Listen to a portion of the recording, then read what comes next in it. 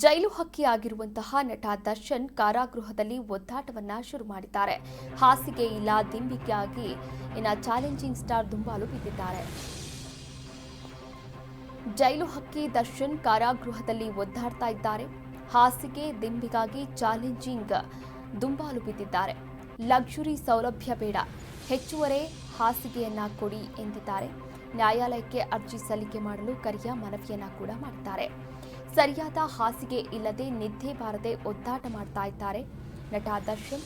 ಸಾಮಾನ್ಯ ಕೈದಿಗಳಂತೆ ದಾಸನಿಗೆ ಟ್ರೀಟ್ಮೆಂಟ್ ಕೂಡ ನೀಡಲಾಗ್ತಾ ಇದೆ.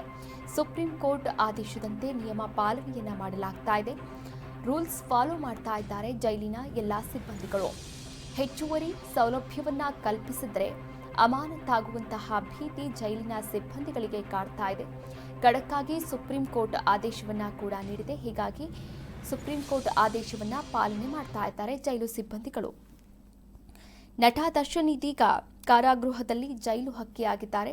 ಆದರೆ ಅವರಿಗೆ ತೀವ್ರ ಬೆನ್ನು ನೋವಿನ ಸಮಸ್ಯೆ ಕೂಡ ಇರುವಂಥದ್ದು. ಹೀಗಾಗಿ ಲಕ್ಸುರಿಯಾದಂತಹ ಸೌಲಭ್ಯ ನನಗೇನು ಬೇಡ, ಹೆಚ್ಚುವರಿಯಾದಂತಹ ಹಾಸಿಗೆ ಮಾತ್ರ ಕೊಡಿ, ಹಾಸಿಗೆ ಮತ್ತು ದಿಂಬು ಈ ಎರಡನ್ನ ಮಾತ್ರ ಕೊಡಿ ಅಂತ ದುಂಬಾಲು ಬಿದ್ದಿರುವಂಥದ್ದು ನಟ ದರ್ಶನ್. ಸರಿಯಾದ ಹಾಸಿಗೆ ಇಲ್ಲದೆ ನಿದ್ದೆ ಬರ್ತಾ ಇಲ್ಲ, ಹೀಗಾಗಿ ನಿದ್ದೆ ಇಲ್ಲದೆ ಒದ್ದಾಡ್ತಾ ಇದ್ದೀನಿ. ಇನ್ನು ದಾಸನಿಗೂ ಕೂಡ ಜೈಲಿನ ಒಳಗೆ ಟ್ರೀಟ್ಮೆಂಟನ್ನು ಕೂಡ ಮುಂದುವರಿಸಲಾಗ್ತಾ ಇದೆ. ಸುಪ್ರೀಂ ಕೋರ್ಟ್ ಆದೇಶದಂತೆ ನಿಯಮ ಪಾಲನೆಯನ್ನು ಮಾಡ್ತಾ ಇದ್ದಾರೆ ಜೈಲಿನ ಸಿಬ್ಬಂದಿಗಳು. ಆಕಸ್ಮಿಕವಾಗಿ ಈ ಒಂದು ಹೆಚ್ಚುವರಿ ಸೌಲಭ್ಯವನ್ನು ಕಲ್ಪಿಸಿದ್ರೆ, ಖಡಕ್ಕಾಗಿ ಸುಪ್ರೀಂ ಕೋರ್ಟ್ ಆದೇಶವನ್ನು ಪಾಲನೆ ಮಾಡದಿದ್ದರೆ ಅಮಾನತಾಗುವಂತಹ ಭೀತಿ ಕೂಡ ಜೈಲಿನ ಸಿಬ್ಬಂದಿಗಳಿಗೆ ಕಾಡ್ತಾ ಇರುವಂಥದ್ದು. ಹೀಗಾಗಿ ಖಡಕ್ಕಾಗಿ ನೀಡಿರುವಂತಹ ಸುಪ್ರೀಂ ಕೋರ್ಟ್ ಆದೇಶವನ್ನು ಜೈಲಿನ ಸಿಬ್ಬಂದಿಗಳು ಪಾಲನೆಯನ್ನ ಮಾಡ್ತಾ ಇದ್ದಾರೆ.